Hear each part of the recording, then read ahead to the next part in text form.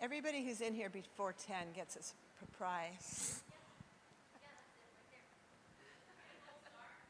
What? A gold star? I'm going to make it better than that. I got to make something up. But an avocado, yeah. I could do that. An avocado and a lemon. We'll give the lemons to the people who are.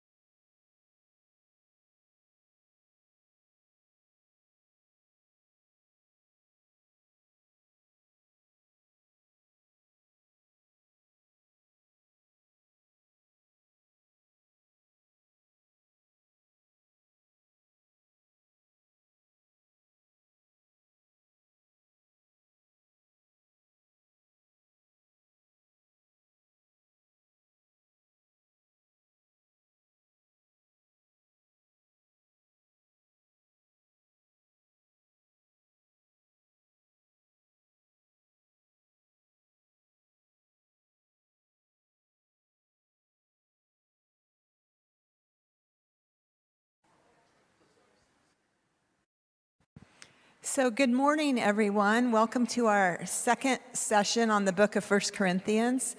Last week was so amazing. Joseph did such a good job just going over a lot of the history of Greece. I found it fascinating, and so looking forward to him coming up here in just a couple minutes and doing part two. So I wanted to start, I've been looking at some different teachers teaching on the book of 1 Corinthians, and one of them is Chuck Missler, who, if you ever hear me talk, you know I love him. So what he calls this book, in a joking way, is the letter to the Californians.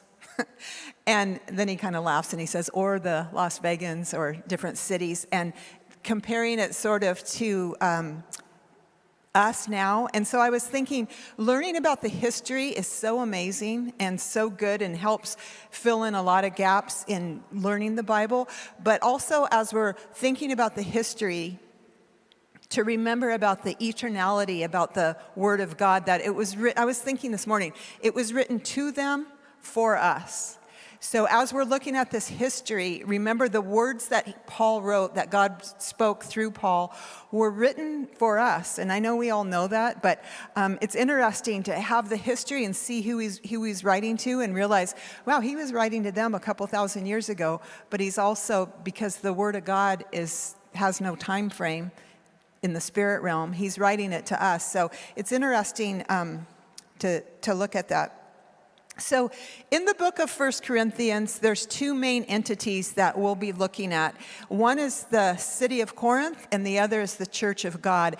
And the thrust of the reason why it was written, really, Paul was in Ephesus at the time of writing this book. It was written because instead of the church that was growing there, instead of that church, that body of believers influencing the city that Joseph was explaining, we'll explain more today, instead of that happening, the city was actually influencing the church. So I feel like Paul was kind of saying, whoa, wait a minute, and going back to, hey, we're talking about the death and resurrection of Jesus Christ, bottom line.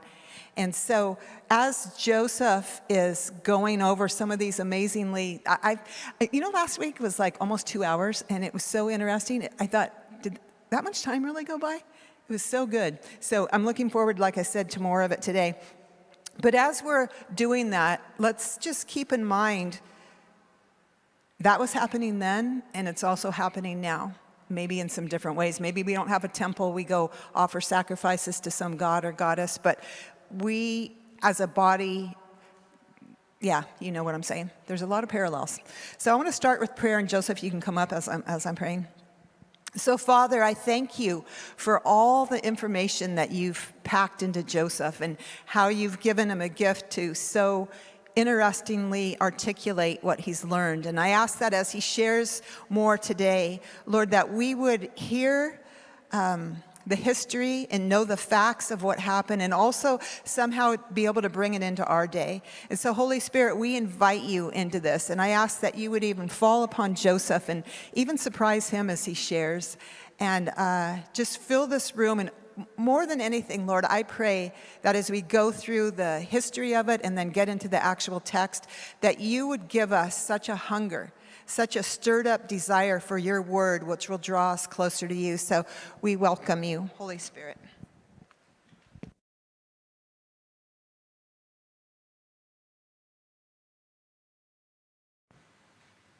Check. Cheers. Good morning. Awesome.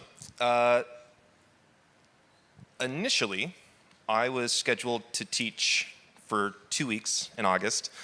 So the initial plan was today would be my last day, and thus the goal would have been to have covered all of these topics by the end of this morning.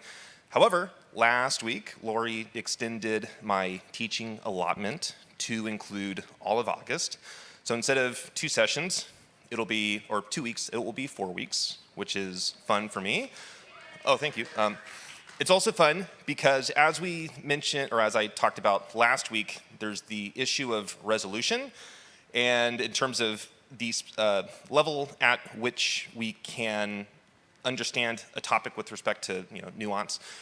And so with more time means we can jump up the rendering resolution slightly, and because there's more time to explore these topics, it also means we can expand the scope a little bit.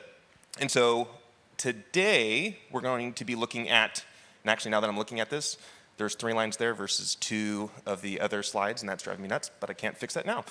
So today we're going to be looking at Jewish monotheism and a worldview issue that Paul likely interacted with, and I'm glad that Lori gave the preface that she gave just minutes ago, because we're going to be diving into more or less what she was talking about. And next week, instead of looking just at the Bacchae, and if you remember last week, there was a slide with the same, or a similar, no, actually, it would have been a different graphic. But anyways, we're going to zoom out a little bit because we have more time to investigate it. And instead of looking just at a Greek tragedy that speaks to ecstatic women, we're instead going to also be able to look at Dionysus and ecstatic women in general. And then the last week in August, we originally were planning to only look at a healing sanctuary near the city of Corinth called the Temple of Asclepius, but instead, because we have more time, we're going to expand that out and look at Corinth in Paul's day, yet we'll also be able to look at the Temple of Asclepius as well. Moreover, a couple structural changes. So the first couple minutes here, I'm just going to inform us of what we can expect now that we have more time in August.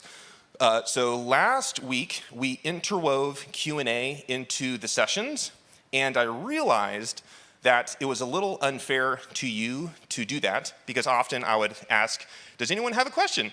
And then often that would simply give us opportunity to think about the question, but then 5 seconds later, I would move on, and someone may have had a question. And so in order to make it as fair as possible and to preserve the flow of the teaching, is each Thursday morning for August, we're going to have basically 3 sessions.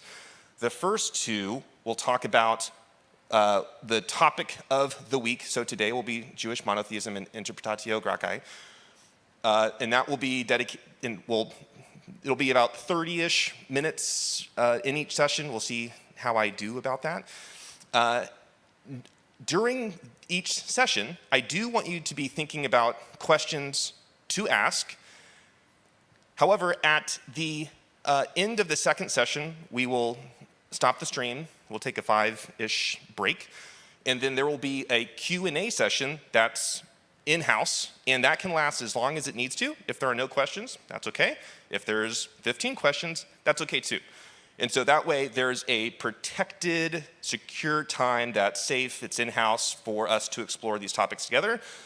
I still request that the questions are at least at some level related to the topic that we're exploring, and that we refrain from maybe feeling the urge to jump into a sermon.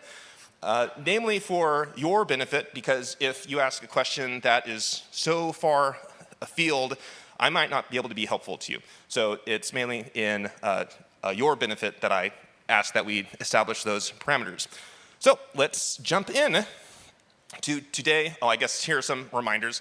So even though we will have more time than originally planned, the resolution is still going to be low, but it will be slightly more refined than originally planned. So instead of flying over Yosemite in a passenger jet, it's more like we're in a small private plane. So instead of looking at the territory in 7 seconds, we have like 15 seconds to explore it. So a little update there. And then as in conjunction with Lori's goal for 1 Corinthians, my contribution to her agenda is I'm trying to fill out the context in which 1 Corinthians was written, and I'm also trying to establish for us a set of assumptions that a Corinthian, either Greek or Roman, a day one Christian would have had. As if 1 Corinthians was read aloud to their house church, they're a day one Christian. What was their worldview? What did they expect? What were their presumptions about prophecy, religion, society? And so that's my contribution to her goal. So let's jump on in.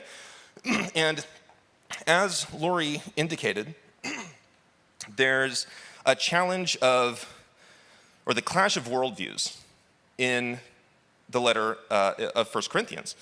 And so last week, we looked at the fundamental difference between how a conservative Jew whose religious perspective was informed by Moses and the Torah, and how when God was conceptualized, it was sort of an amalgamation of all good qualities. You put every good virtue in a blender, and you have a sort of a summary for God, versus the a run-of-the-mill religious Greek is diametrically opposite to that, where the reason humans are so horrible is because the gods are so horrible.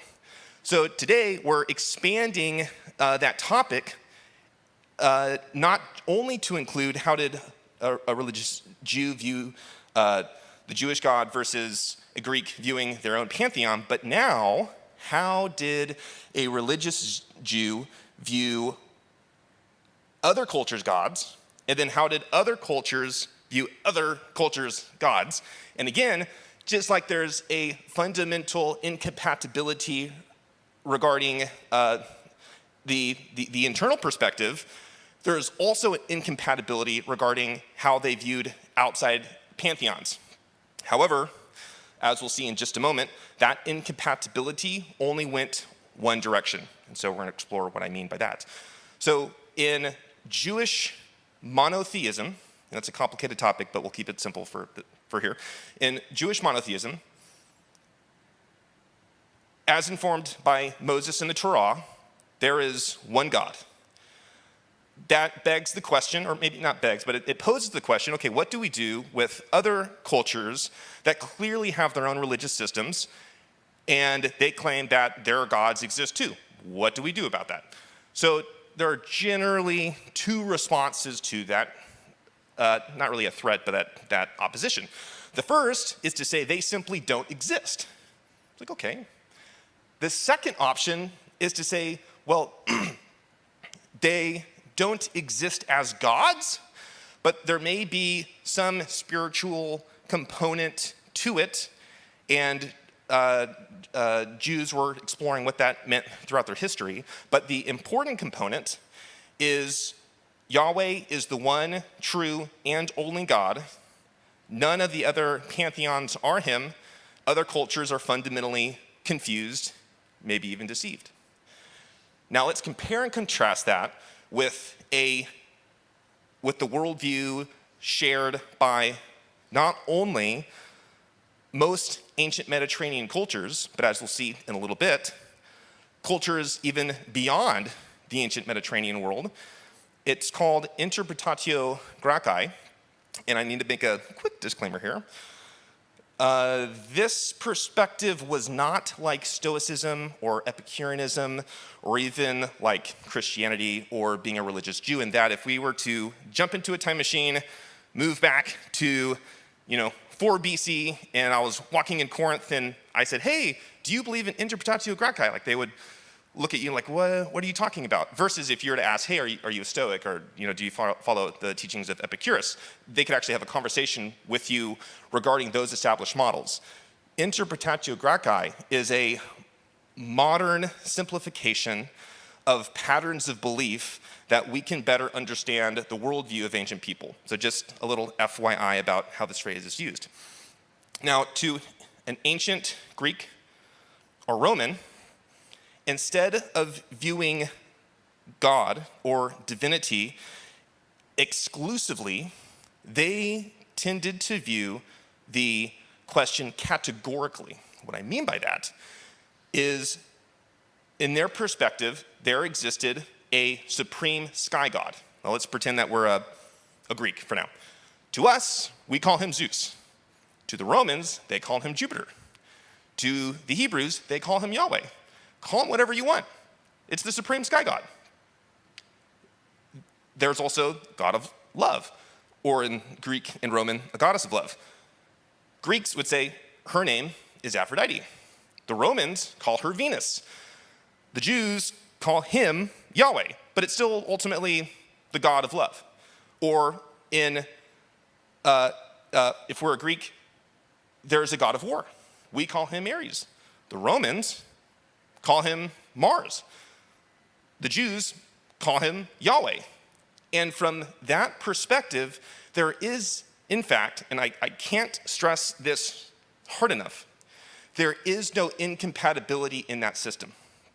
And that's what I mean by they viewed it categorically versus exclusively. Whereas, maybe another way to say this is, if you are a Greek and if you are in Rome and you are participating in a festival to Jupiter, that is in fact not a contradiction, because you're worshiping the supreme sky god. Romans happen to call him Jupiter, but you're worshiping Zeus, but he happens to be the sky god. In theory, you could extend this to say, if you were in Jerusalem and you were participating in worship, well, the Jews just happen to call him Yahweh, but it's just the supreme sky god, or whatever god it is that it's in reference to. Now, especially conservative monotheistic Jews took supreme issue with this way of viewing the world. For them, it is incompatible. And that's what I meant by this incompatibility only goes one direction. For an ancient Roman, ancient Greek, or as we'll see, ancient Germans, ancient Iranians, it was not incompatible. And today, in the 2 sessions this morning, the hope is that we'll be able to explore 5 passages, 2 of which are in 1 Corinthians, 3 of which are in the book of Acts, in which I think the argument can be made that Paul is interacting with this system, and as Lori indicated, there's this clash of worldviews, and Paul is having to navigate the presumption of Greek or Roman Corinthians, day one believers, their reference point, their assumption, their presumption of how this works is there is no contradiction, there is no problem of celebrating Dionysus and then the next day breaking bread. That is not a problem because it's the same God. Paul obviously has quite a few things to say about that. And so hopefully that helps us point, well, I guess that's kind of the direction that's kind of the target that I'm aiming at. Another way to explain this, and we'll see how this comes across, is I want to draw an analog to the clash of worldviews through music theory. I'm going to do my best to simplify this. If this makes no sense, it's not your fault, it's mine. In music, music theory is, in essence, the grammar of music. And within music theory, you have family of notes. Those are called keys. Another word for keys is modes. And let's take, for example, the key of C major, or the mode is C Ionian. FYI, the modal names come from ancient Greek locations. So Phrygian comes from Phrygia, Ionian comes from Ionia, and so on and so forth. And so that's a fun little connective tie here. But in the key of C major, you start with the key of C, and these are the notes.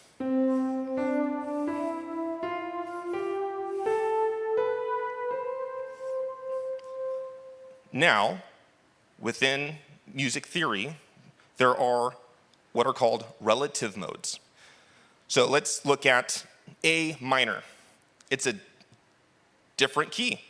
It's a different mode. However, it shares the exact same notes as C major. That A minor sounds like.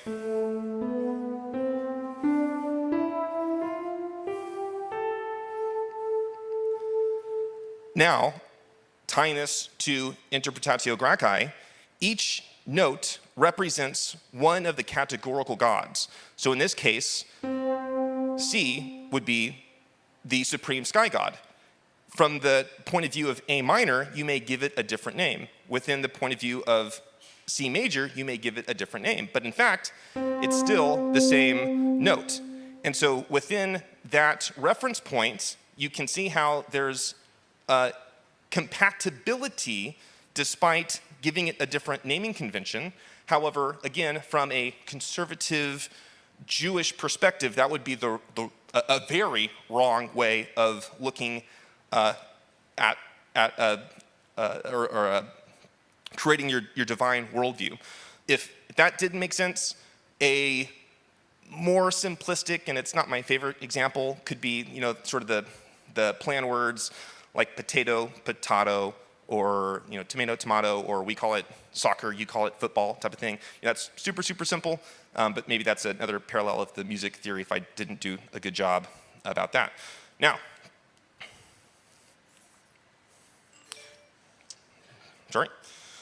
this is more of a signpost. I hope to get to this particular slide by the end of next session. This is an actual title of a book, or of a section of a book written in Greek about the same time of Paul the Apostle, entitled, "What God is Worshipped by the Jews." It was written by, like I said, a near contemporary of Apostle Paul. His name is Plutarch. He was a priest of Apollo at Delphi, and if you remember last week, there were male priests who served the Pythian priestess. So he was one of the male priests at Delphi, serving the Pythian priestess. And he wrote a book, and within the book, and we'll explore it in depth a bit more later, he, within the context of the genre he's examining, there's two long sections in which he is trying to figure out which God the Jews worship. And so that's to say that the Greeks were also interacting with the Jewish religious system within this framework as well. As you can see down here, some thought that obviously Yahweh must be Dionysus. And so we'll get to why some Greeks thought that way, but this is kind of a FYI, kind of a signpost of where we'll be going. So the first we go. The first of five examples in Paul that we're going to look at is here in 1 Corinthians 8. It's easy to miss fairly significant phrases or words of Paul if we read him quickly.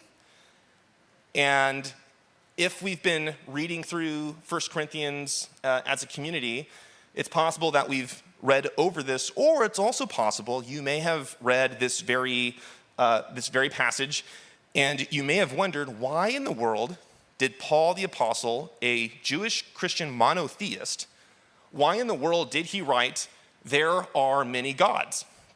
In the Greek, that's what it says. Like, it's a parallel. Why would Paul say that? And so perhaps you've had questions about that. So let's explore these 3 lines here momentarily. So he wrote, "If, after all, there are so-called gods, whether in heaven or on earth, as there are many gods and many lords, yet for us there is one God, the Father, and one Lord, Jesus Christ." Now there's 2 components to this at the minimum. This phrase, to me, represents the fundamental worldview problem that Paul was interacting with in Corinth.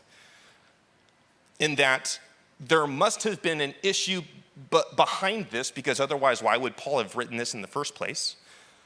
And so it's implied that certain Corinthians were, how do I say this? Certain Corinthians still were adhering to the first half of this phrase, that there are many gods and many lords. Yet he makes this distinction. Yet for us, Christians, there is one God, the Father, and one Lord, Jesus Christ. So he's giving language to describe likely worldview issues in the new Christian community, yet he's also bringing clarification to say that's not how we're going to think about this. Even though this may have been your reference point, maybe this is the only frame of reference you've ever had. Maybe this is a new idea to you that actually it's not a categorical system. We're going to look at this linearly. Because imagine, you're a day one Christian. You may not have been exposed to this different perspective. The next example in 1 Corinthians, and it's significant to me that in 1 Corinthians, Paul doesn't limit his commentary to this worldview problem in just one passage. He actually has to address it twice. And in the first example, in 1 Corinthians 8, it was a bit more subtle. But here in 1 Corinthians 10, he's rather forthright about it. You cannot drink the cup of the Lord and the cup of demons. And we'll talk actually about the word demons here in a second. But you cannot take part in the table of the Lord and the table of demons. So Paul wouldn't have written this unless there was an actual issue of this happening. But remember, you're a day one Corinthian Christian. There is no problem with you participating in the mysteries of Dionysus and being a Christian from that point of view. But Paul here is making that dividing line excessively clear. One quick aside. This translation I approve of. However, the word demon, I want to take a minute or two and add some meaning to that. In English, demon is a pretty limited word unless you use it metaphorically, and it primarily has to do with being an evil spirit, and it's more or less that simple. Well, in Greek, the word used here is daimon, and obviously you can see the connection there. Demon, etymologically, does come from daimon. However, that word does not just mean evil spirit. In fact, it's a neutral word. It could refer to, there's kind of three different categories that it could refer to. Number one, you could use the word daimon to refer to a god proper. It would be a little odd to do that, but you could. The word to specifically refer to a bona fide deity would be theos. But you could use daimon to refer to God, in fact, in different places in ancient literature, like to Dionysus and other major gods, daimon is used. It's more typically used to describe lesser or inferior gods. The third component, and that's, the second or the third component, I think is the best interpretive lens by which to interpret it. The third is a spirit, but the spirit isn't automatically evil. It's completely neutral. It could be a spirit that does something good, but as the story plays out, it could end up being bad, or the spirit could be a bad spirit, but then as a result of its actions, something good happens. It could be a good spirit, it could be a bad spirit, completely neutral.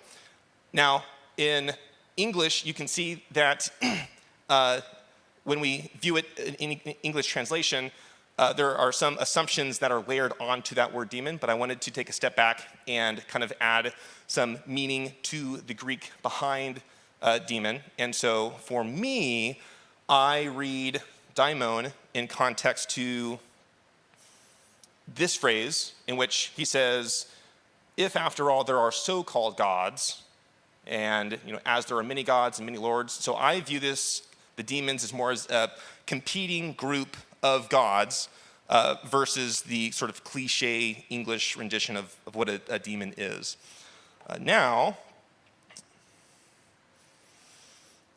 Okay, so I'm going to end the first session with a story and try and build a bridge between this problem, this worldview clash in the ancient world, with how we still today can encounter a similar issue. When I was in Bible school, I was in my third year, and my class was sent to Boston for 40 days for a mission trip. The goal was more or less pretty simple. It was to serve the local church and do outreach basically 7 days a week. And so as we descended upon Boston, I forget at which must have been about halfway through the missions trip, we were in fact living and sleeping in the basement of an old Catholic church. And about halfway through the trip or so, I went on I don't know if it's called a bus or a tram or a train. Boston has a robust public transport system, so whatever that's called. I get on, and it was the train I took to go to our meeting place every single morning, which was a church near Boston University. And so I was on the tram, and I was looking for opportunities to talk with people. And there's a couple different stops before I got to the Boston University exit to then go to our meeting place. And one of the stops, this older lady gets on. She has a walking stick. And I look around and I see that there's no empty seats, so I decide that I'll stand up and give her the seat to be polite. So she sits down and she looks at me and she says, I've been going on this train for 20 years, and no one has ever given me their seat before. And I thought, oh, well, okay, here's my opportunity. So we start talking, and she's asking, where are you from? And, what are you doing here? And of course, the conversation quickly got complicated because, I'm from Kansas City, and I'm a Bible college student, and I'm here on a missions trip.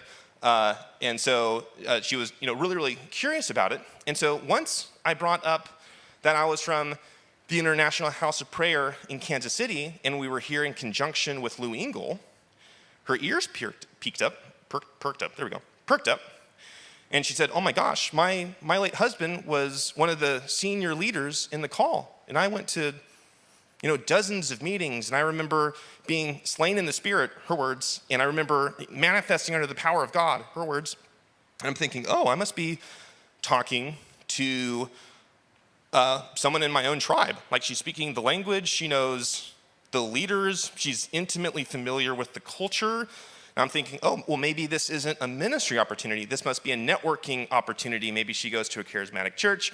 Maybe there's a way for us to partner together. And so I start steering the direction. And at that point, I asked her, hey, like, what church do you go to? Maybe there's an opportunity here. And she said, oh, I'm not a Christian. I thought,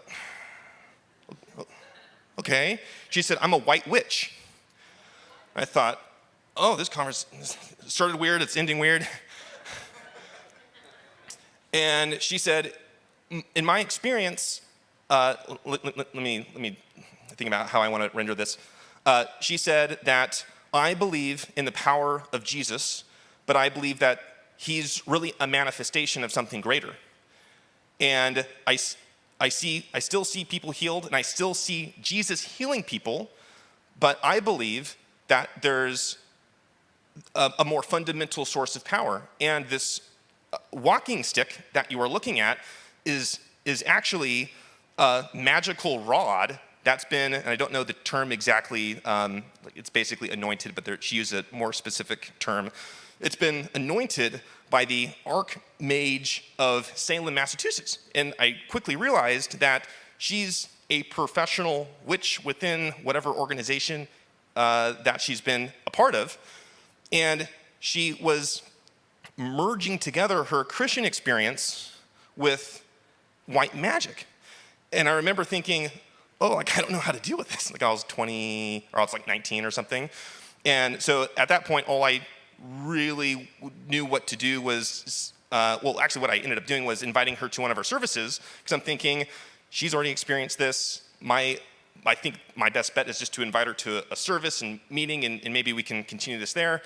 And so we invited her. I don't know if she actually ended up coming to a service because I was on the worship team, but I say that story to draw a modern parallel to an ancient parallel, or draw a modern to the ancient, in which to her there was no contradiction between having legitimate religious experiences with Jesus and also engaging in white magic. And my reference point was that is entirely incompatible, and we need to have a conversation about this. And so now they're not the same, but I think they're similar enough we can kind of use that story as kind of scaffolding to better understand the ancient world. And let's see, the next bit is going to take a bit of time to, let's take a 5-minute break, because the next little bit is going to take a chunk of time. So I'll see you in about 5 or 10 minutes. Thank you.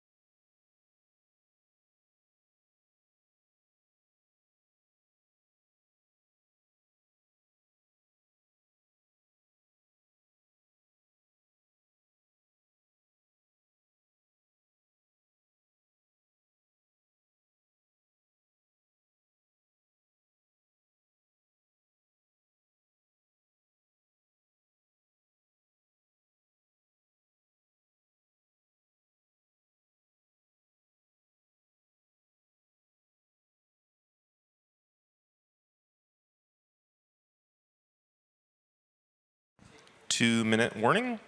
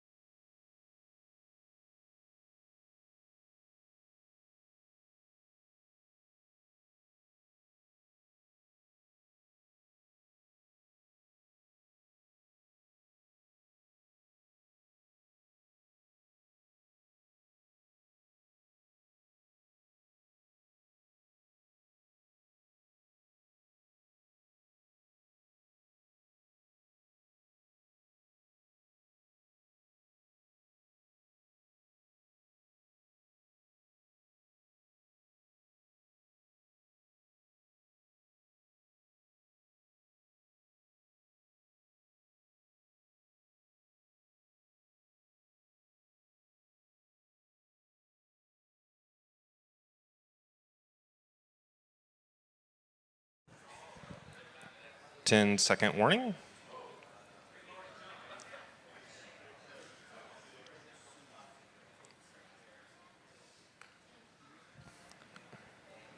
Cheers.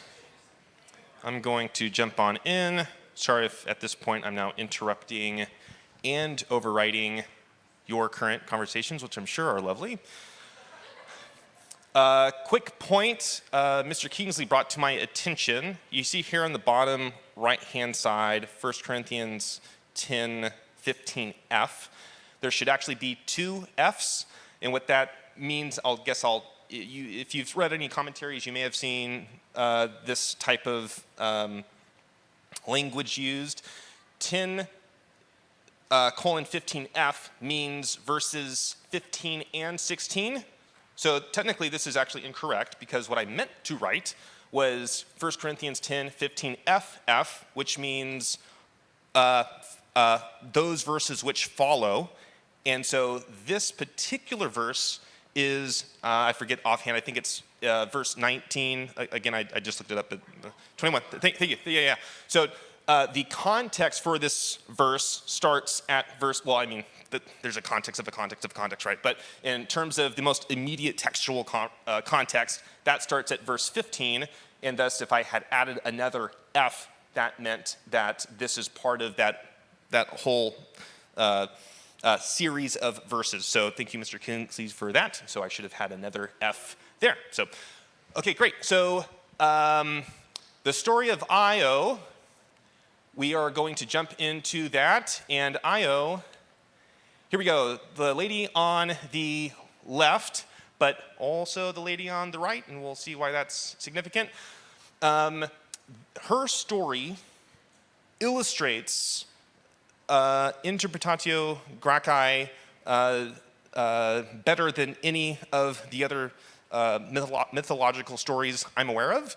And so the hope here is somewhat similar to how our discussion last week of the wedding of Thetis and setting up for the Iliad, and how that is a good reference point to think about how ancient Greeks viewed their pantheon.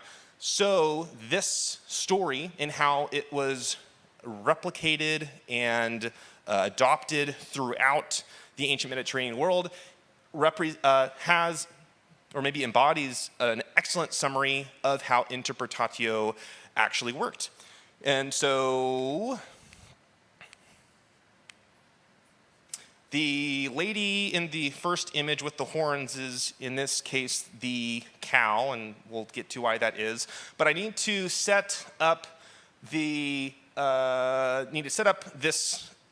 myth properly because last week I was having a conversation with someone after the sessions, and they said that they were working through how to interpret Greek mythology in a way to extract its value, yet how do you how do you extract the value if your assumption is it's like a Disney movie, meaning that it's a fun, fantastical story, it's not obviously historical, and that can be an assumption, and we'll get to that in a second.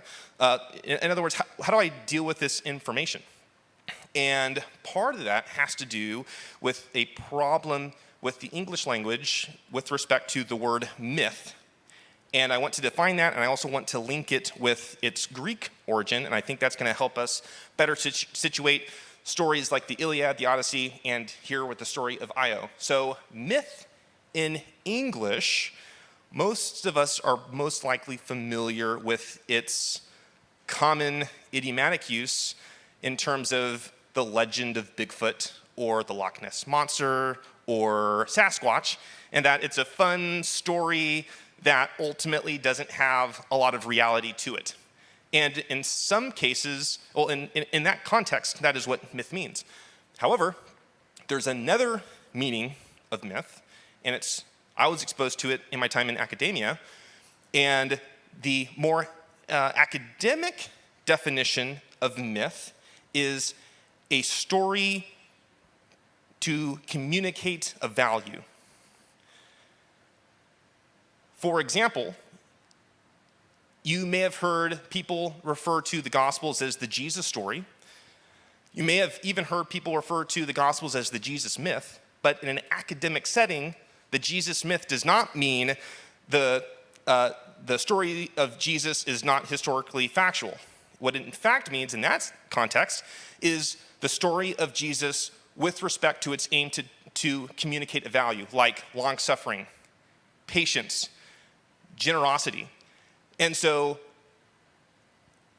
understanding that these stories in Greek culture, they technically, and again I'm painting with a broad brush here because there's a lot of counterexamples to this, the primary purpose of telling these stories isn't necessarily to act like an ancient historian, but it's to communicate how we ought to live in society.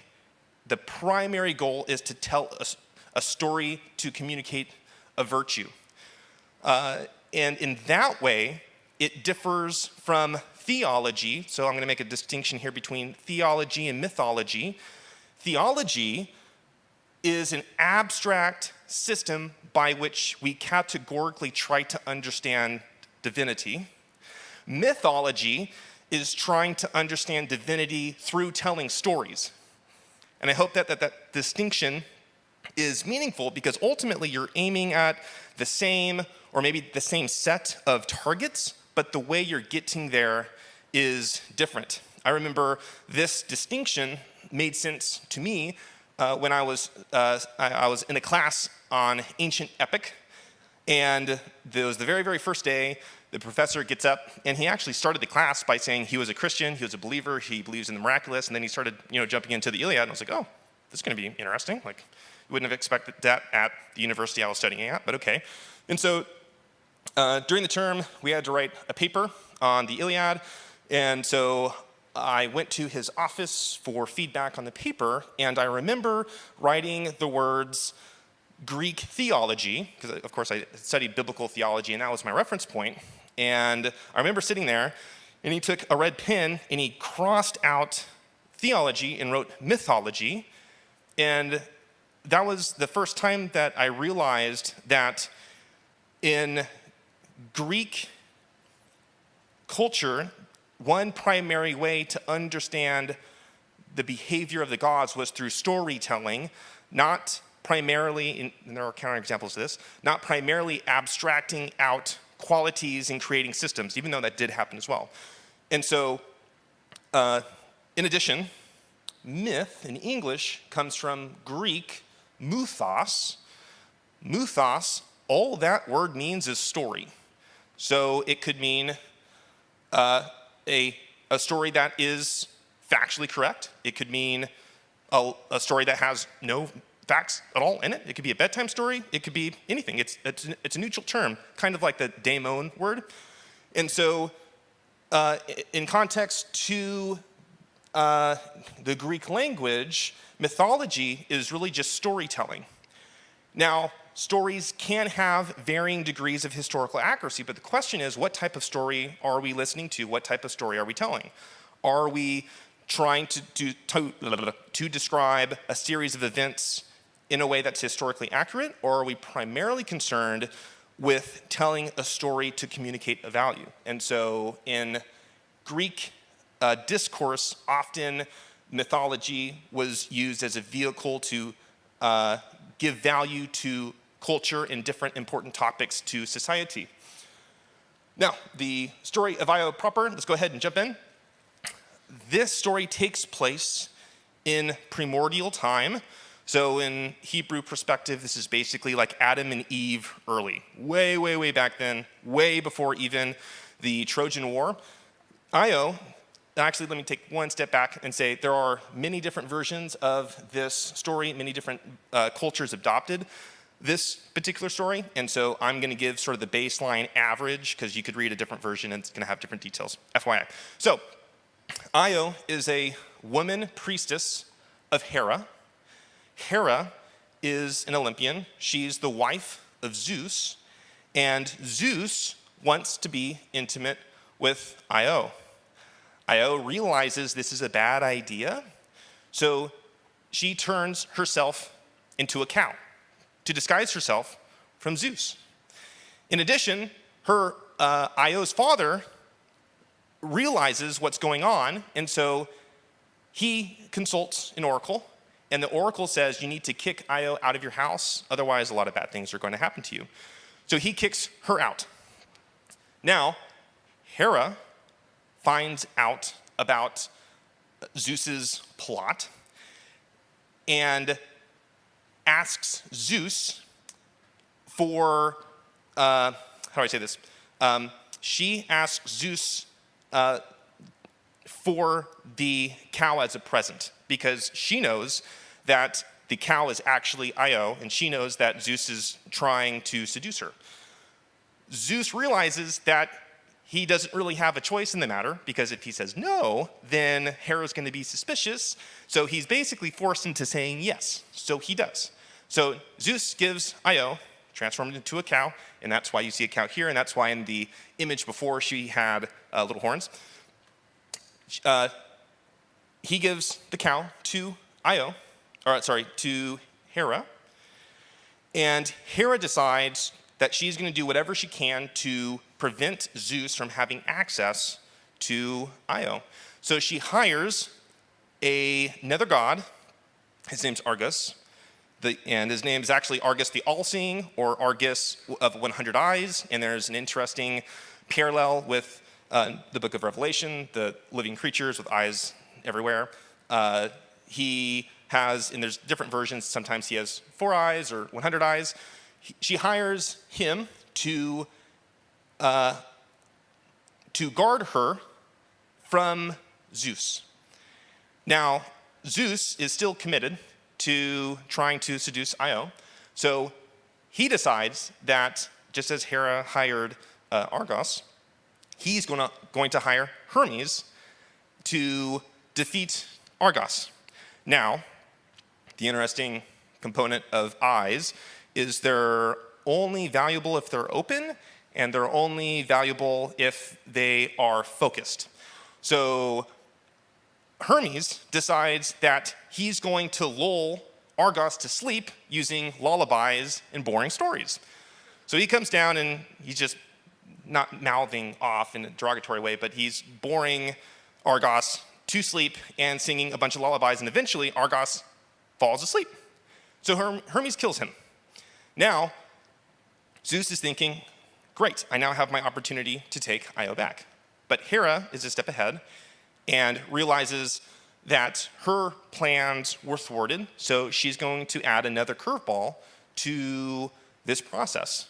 And she sends a horsefly to perpetually bother Io, because she's still a cow at this point, And I should mention that horseflies in Greek mythology tended to be associated with hubris. And what I mean by hubris is excessive arrogance in humans. So there's another story in which a horsefly was used to batter the attempts of a man trying to become a god. And a horsefly was sent to sting Pegasus, which that name may be familiar, and thus stop this person trying to ascend to godhood. So it's a mythologically significant insect. So as a result of the incessant bites and stings from this horsefly, Io then travels, being stung. So she moves a little bit, and she's stung again, she moves a little bit. So over the course of X amount of time, she wanders around the entire Mediterranean world. And as she's crossing into the region, the Caucasus Mountains, kind of north of India, she meets Prometheus. Now, if you're not familiar with Prometheus, he, in Greek mythology, is sort of an amalgamation of Adam in the Bible and a bit of the creator process of God in the Genesis story, in which Prometheus, in Greek, he formed humans out of clay, and like Adam, he was banished from Olympia, which may as well be heaven, because he accessed information that he was not allowed to have. Again, there's a parallel there with Adam. And in Prometheus's instance, it was he stole fire from the gods, versus in the Genesis story, it had to do with an apple. So she runs into Prometheus, and he is held, not necessarily captive, but he is stuck isn't the right word, but anyways, he's in the Caucasus Mountains enduring punishment from Zeus because he stole the fire. And he prophesies to her two things. One, that she will eventually become a human again, or not, well, I mean, her form will change back to being a human, is a better way to say it. And number two, he prophesies that from her, the greatest of all Greek heroes will come to be, which is Heracles, in Latin, Hercules. And there's kind of a parallel to messianic prophecy there in the Hebrew tradition. And so, as a result of being encouraged by Prometheus, she then finds herself in Egypt. When she arrives in Egypt, she both becomes her form changes back to being a human. She becomes a queen of Egypt. She bears at least two children. One becomes the founder of the Byzantine Empire, and the other is one generation closer to Heracles. Now, you may be asking the question,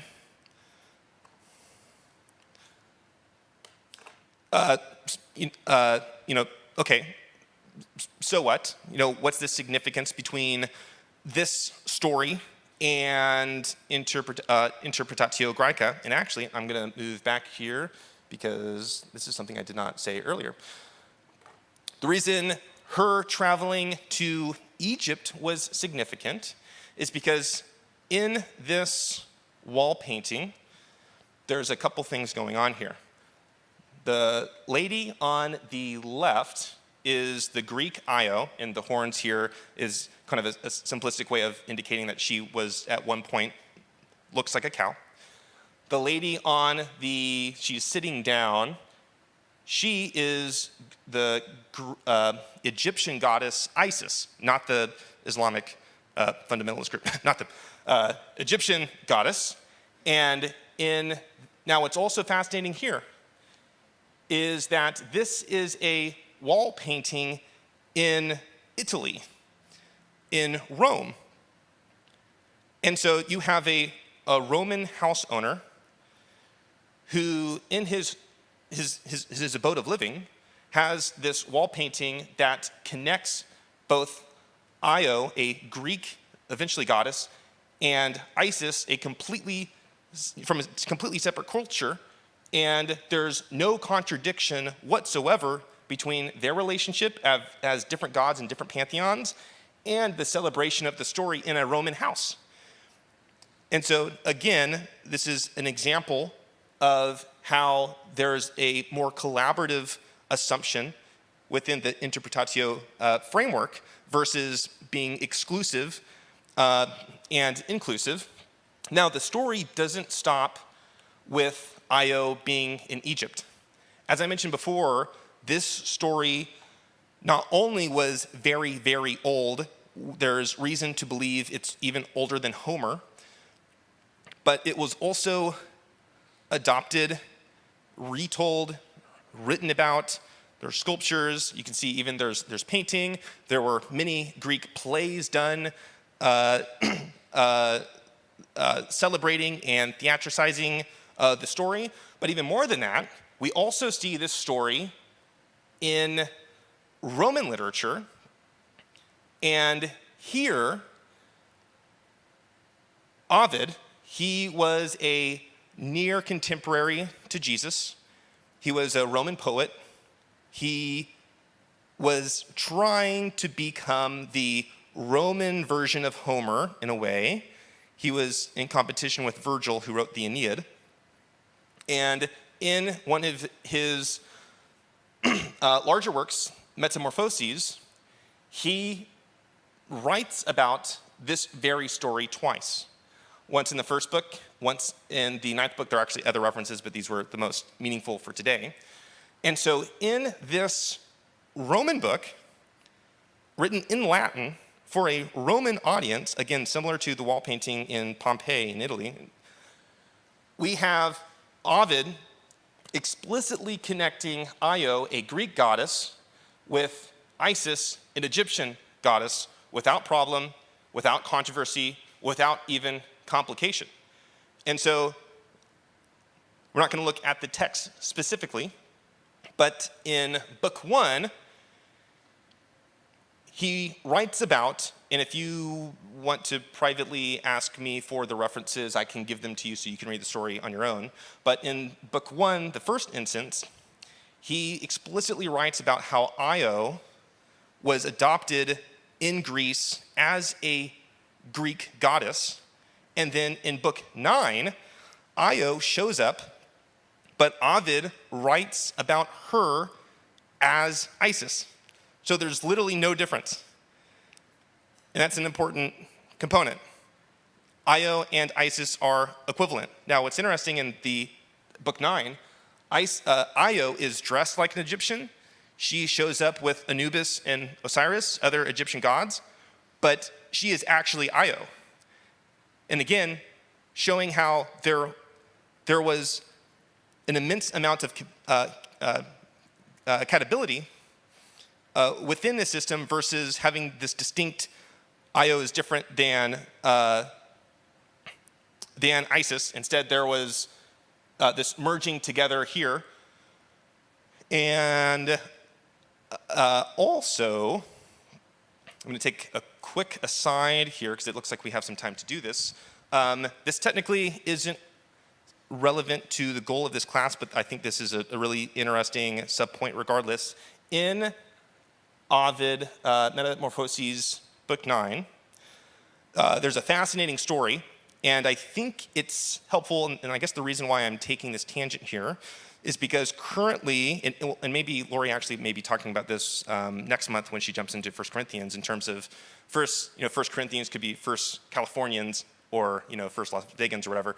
Our culture is currently engaging in fierce debate regarding different social and personal issues, and for good reason.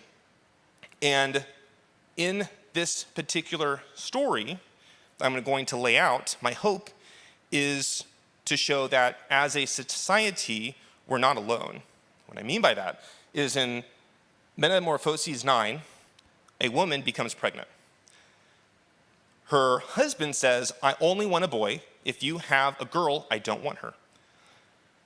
So the wife prays for a solution. So Io, as Isis, shows up with Anubis and Osiris, and she's dressed in Egyptian garb. And Isis, Io, replies to her saying, look, if the issue is your husband's perception of your daughter being a girl, then I'll simply make her look like a boy. So whenever the daughter was born, Io, as Isis, simply changes the way that this baby is perceived. She doesn't change her genetics, she doesn't change her biology, but she changes how this person was perceived. And the mom's thinking, well, that's a weird solution, but I guess it's better than her dying, so okay. So as the girl, and at this point it becomes complicated. To herself, she's a girl, but perceived outwardly, she's actually identified as a boy. And you can see some commonalities here between our culture and having to figure out and talk about and debate these types of issues. So the child is growing up, and of course it's expected that at some point you marry. Well, there's an issue because she is biologically a girl, yet she's perceived outwardly as a boy.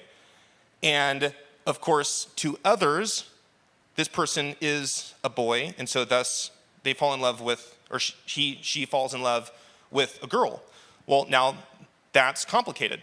And the mom is really concerned because once the marriage happens and it's consummated, the husband, or her own husband, will find out that it's all been a farce and that he's going to take revenge and kill his offspring. So the mom prays to Isis, or Io, again, and says, hey, your solution is actually really complicated. We need to fix this.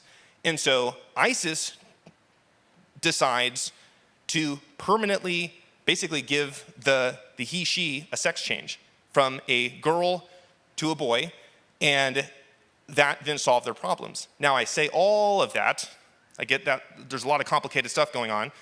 You can see there are issues with pronouns and identification and lesbianism and sex changes. I bring that up to say that the discussions we're having as a culture aren't new. They may be new to us, they may be new to our culture, they may be new to our society, but my hope by bringing out that story, and again, I didn't write that story, and I should mention that the story is not agenda-driven. It's not speaking to American politics, right? Obviously, there were similar issues that ancient societies were having to figure out as well. And so I'm just connecting dots between, as a culture, we're navigating some difficult topics. In the same way, so were ancient cultures. And just as they were navigating identification, sexuality, gender, they were also having to navigate the religious side too, and so are we. So I thought that was an interesting aside as I was preparing for today and trying to kind of bridge the gap between ancient history and modern day, because in some ways we're far closer together than may appear. So I thought that was an interesting aside, and I suppose that's also an opportunity that if you have questions about that story or questions about ramifications of that story, we'll have time after the session to explore them. So this is now an opportunity, if you do have questions, it doesn't have to be about that specific story in Metamorphoses 9. It could be about anything related to the topics we've been covering this morning, this far. Now, the association of one God as another doesn't only happen in Ovid, doesn't only happen in the story of Io. It is actually a very widespread phenomenon in the ancient Mediterranean world and beyond. So it's not just a Greco-Roman worldview structure. It also occurred in ancient Gaul, which is kind of modern day Germany, and also, as we'll see in a little bit, in ancient Afghanistan in the Kushan Empire. So here, what we're looking at, this is Jupiter Ammon, and Jupiter is the Roman supreme sky god. Ammon is the Egyptian supreme sky god, and here they are fused together without complication. without a problem. This is Jupiter Ammon. They're the same guy. We don't have, let's see. There are a couple references here in Herodotus. He wrote about the Persian Wars. If you are interested in reading a Greek rendition of the history behind the books of Isaiah, Jeremiah, Ezekiel, and Daniel, absolutely, I encourage you to read Herodotus. We're not going to examine these references specifically. I hope that we would have had time to do that, but in these references, I'll give a quick kind of summary. Herodotus is writing about other cultures, whether the Scythians, the Babylonians, the Egyptians, and he writes of their gods and their rituals using Greek names. Even, for example, in one of them, he's talking about an Egyptian hero whose name is Shu, but in the description, Herodotus keeps writing about Heracles. And so again, there's no meaningful difference. There's no separation. They are one and the same. And so you can even see that this idea of association extends not just to pantheons, but also to heroes as well. Here, this is a votive panel that was found in ancient Afghanistan about the 3rd century AD, so admittedly a little later than the time we're talking about. But nonetheless, we have an even more complicated amalgamation. And here on the right-hand side, well, I guess on the left-hand side, we have a male suppliant who is wanting to become a priest. And on the right-hand side, we have Zeus, Serapis, and I don't even know how to pronounce the last one because it's Persian. And so we have a combination of now 3 supreme sky gods all in one. Zeus for the Greek system, Serapis in the Egyptian system, and whatever the last word is, in the Zoroastrianism in that system. Again, without complication, without compatibility issues, it was expected that this would have been a non-problematic way for a Greek, an Egyptian, or an ancient Persian to relate to the figure on the right as their own supreme sky god. As I mentioned earlier with my references to Herodotus, the Interpretatio Graeca doesn't only limit itself to deities. You can also adopt lesser gods or even heroes. And so in this case, in different cultures in the ancient world, oftentimes there were significant sets of brothers or even twins. And so in the Hebrew history, you have Moses and Aaron. In Greek, you have Castor and Pollux. And if you remember last week, we talked about the abduction of Helen. Well, these were her brothers. This particular reference point, you see that there's fabric in the background. And this refers to a German, well, I guess ancient Gaul, a story within their culture. And Tacitus, he was a Roman historian about contemporary with Jesus, writing in Latin to a Roman audience. And in describing a local Gallic story about a set of twins, he tells his audience, hey, by the way, this is Castor and Pollux. They call these sets of twins whatever the Gallic name is, but actually it's these guys. One and the same. Again, no complication, simply adopting within their own point of view. So let's now connect all of this back to, we're going to kind of go full circle. We started looking at 2 passages in 1 Corinthians. We then looked at Io, and now we looked at a couple different examples of how other cultures, even beyond Greek and Rome, of how they interacted within this syncretic system. And by syncretic, I mean that you can blend things together.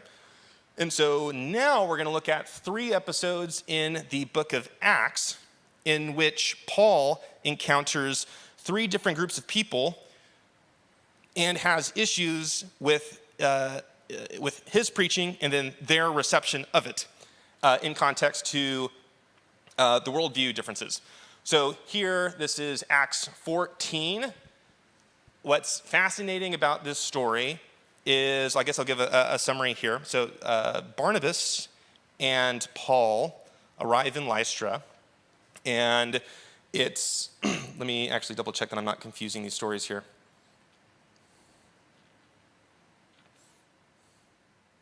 Okay, yeah, I'm right, okay. They arrive in Lystra. Paul and Barnabas engage in evangelism, and a miracle happens. So the local population then tries to sacrifice to them, and they call Barnabas and Paul Zeus and Hermes. And in the story itself, Luke indicates that Paul and Barnabas were trying their hardest to tell them, hey, no, we're not them. We're actually just messengers of God. And the Lystrans did not, they were confused by what they were being told. Like there's, to them it was no problem to be sacrificing whether you called him Zeus or not. But to Paul and Barnabas, there actually was a massive issue. Now what's fascinating about this particular story is Ovid, like we looked at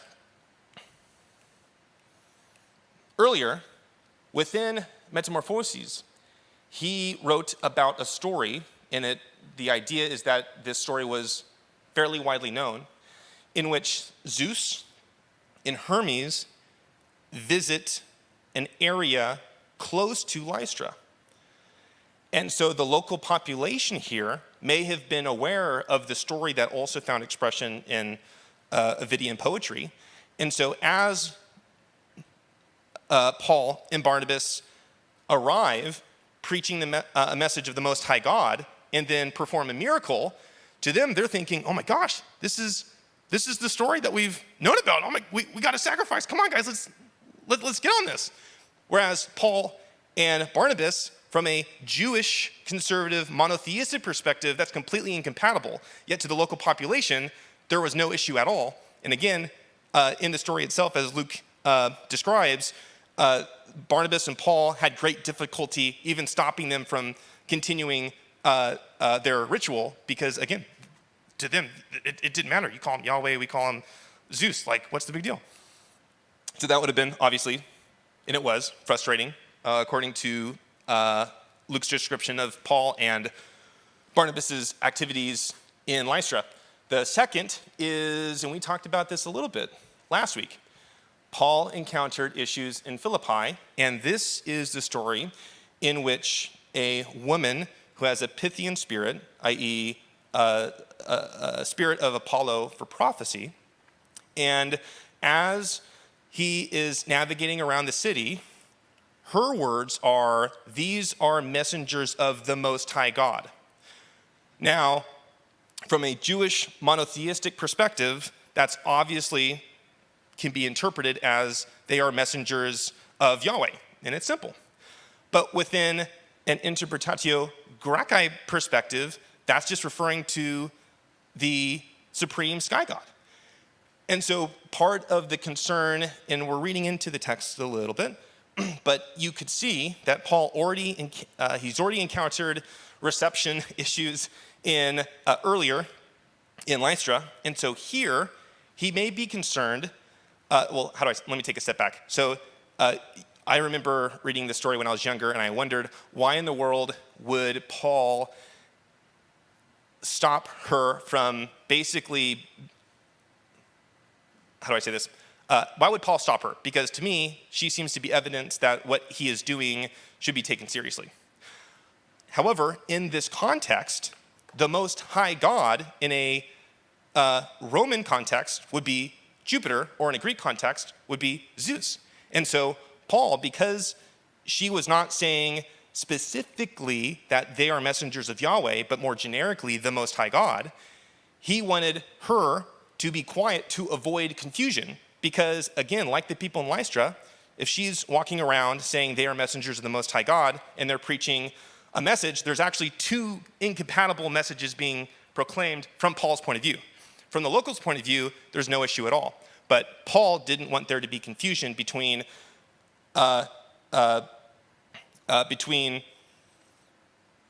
Jewish Christian monotheism and this in Interpretatio Graeca. Now, the last example is he had issues in Athens, and this is a really fascinating story, especially because this is the last incident in which this clash of worldview seems to occurred in Acts. And it's interesting that it happens last. In other words, Paul had encountered problems of receptions 2 times before. Again, we're kind of creating a hypothetical past here for Paul. But perhaps he was thinking at this point, I've run into issues in the past. I wonder if there's a way for me to leverage their worldview, but actually do it in such a way that they understand. Because my attempts in Lystra, that didn't work as well as I was hoping. And in Philippi, the audience was also confused. And so here in Athens, and we're not going to look at the text in detail here, but what's really, really interesting is you could interpret his sermon as Paul is trying to interact with the presumptions of the Athenian people. And so one of the first statements he makes is he says something like, I can clearly see you're very religious people, and here I'm looking to the side and I see that there is a statue to an unknown God, and it is this unknown God to you whom I preach. And so he contextualizes his sermon in context to their polytheistic worldview. Now, scholars have commented on Paul's sermon, and there's different ways to interpret it, but there's kind of 2 schools of thought. One is that as Paul was interacting with this worldview, it actually didn't work, and you could read it that way. The second side is after Paul was done, a certain group of Athenian people actually wanted to learn more about it. And of course, it's hard to exactly say why. We unfortunately don't have a letter to Athens, at least one that has survived. And so, that pains me because that'd be really, really interesting to see if there's any connection between a letter to Athens or epistle to Athens and Paul's efforts in Athens as described in Luke.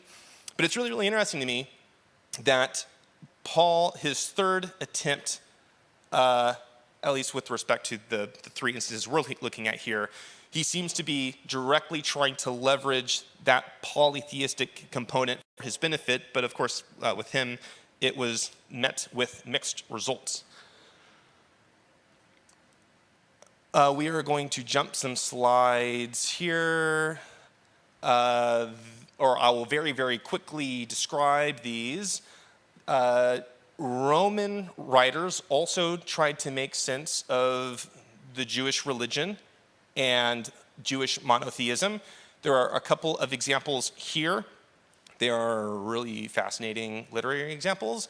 And in their attempts to describe Yahweh, they used language that was equivalent to describing Jupiter, meaning the supreme sky god. And so for them, that was their reference point. Of course, some Jews vigorously disagreed with this understanding, and I'm oversimplifying here, but and there's also political components to all this too, but within the span of, I don't remember exactly offhand, but a couple hundred years, the Jewish people had 2 separate revolts. One, the Maccabean revolt, and the second, the Bar Kokhba revolt. And part of these revolts, one against the Hellenistic Empire and the second against the Roman Principate. I guess anyways, I don't want to get too technical here.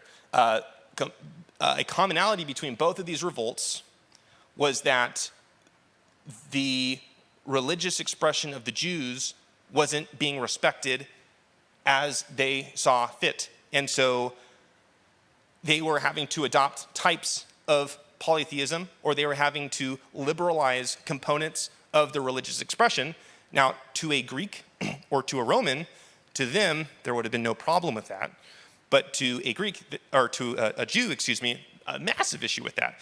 And so to the point that they went to war twice about it. And if you are wanting to read about the Maccabean revolt, there's references here, the first and second Maccabees. Then here at the bottom left, the Romans and even the Hellenistic empires, they very well could have been confused because to them, what's the difference? Now this is the slide that we looked at the very, very beginning. What God is worshipped by the Jews. This was, like I said, an actual name of a chapter for a book that Plutarch, a priest of Apollo who worked at Delphi, asked. And we will very quickly go through it, and I actually encourage you, if you have access to the book, to read it carefully and slowly, because it's not terribly long. It is a bit dense though, but it's an attempt to really understand from a Greek point of view which God the Hebrews worship, because remember, in Jewish monotheism is a very different model than the Greek polytheism. So they're in this book trying to make sense of that difference. And so in this work, it's set up as a dialogue, and there are that's a particular genre, and there are rules to interpretation. And I say that because reading this as, how do I say this?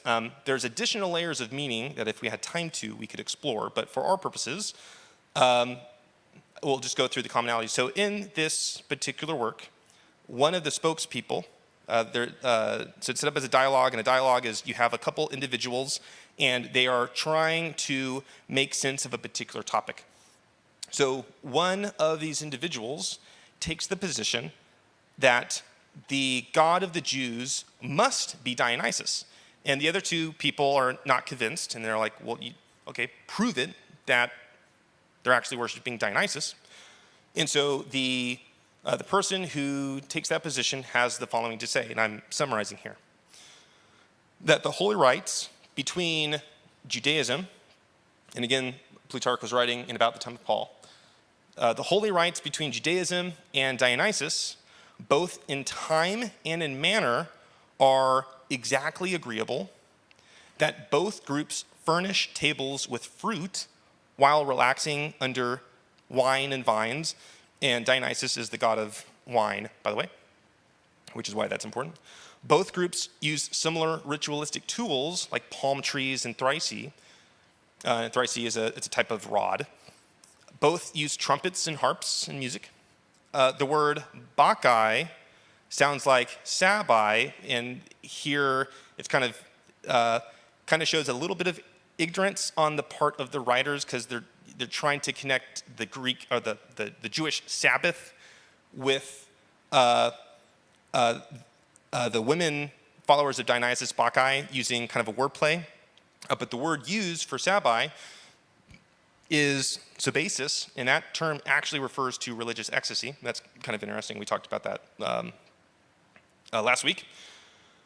And then there's another example, and this may either be a misunderstanding on Plutarch's part, or there could be a reputation that Plutarch's audience was knew of regarding maybe some Jews being lewd, in that both Jews get drunk, and in certain contexts, followers of Dionysus do too.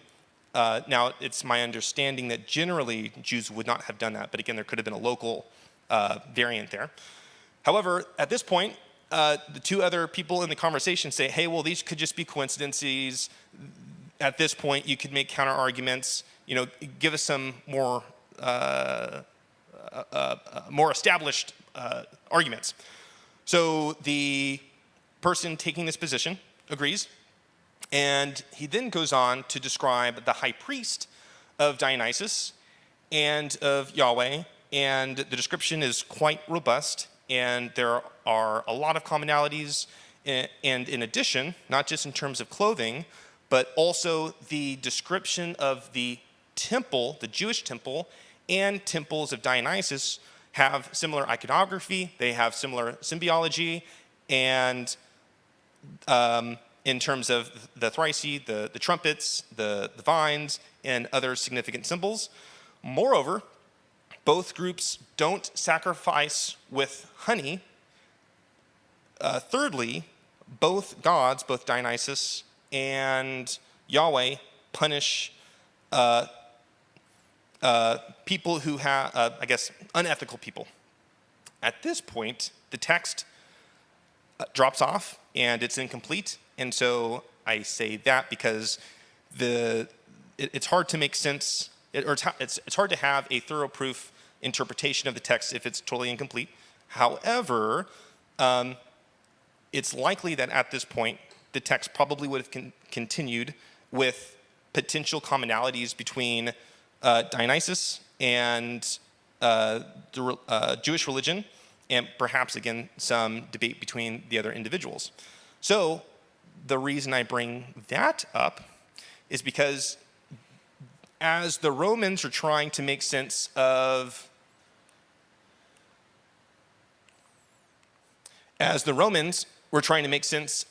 Jewish monotheism in terms of connecting it with Jupiter, the Greeks were trying to make sense of it too, and their attempts, there we go. But their attempts, instead of associating Yahweh with Jupiter in this particular instance, they associate Yahweh with Dionysus. And this then leads us to a signpost for the topic for next week, which will be looking at Dionysus and also his followers of women and ecstatic prophecy, and looking at how that connects not just with the worldview topics that we've been discussing last week and this week, but also looking at how that can inform our understanding of Paul's injunction for order, not for chaos, and a comment he made about women. And we briefly talked about that last week, but this will be a deeper dive into that topic. Thank you. Do you want to close?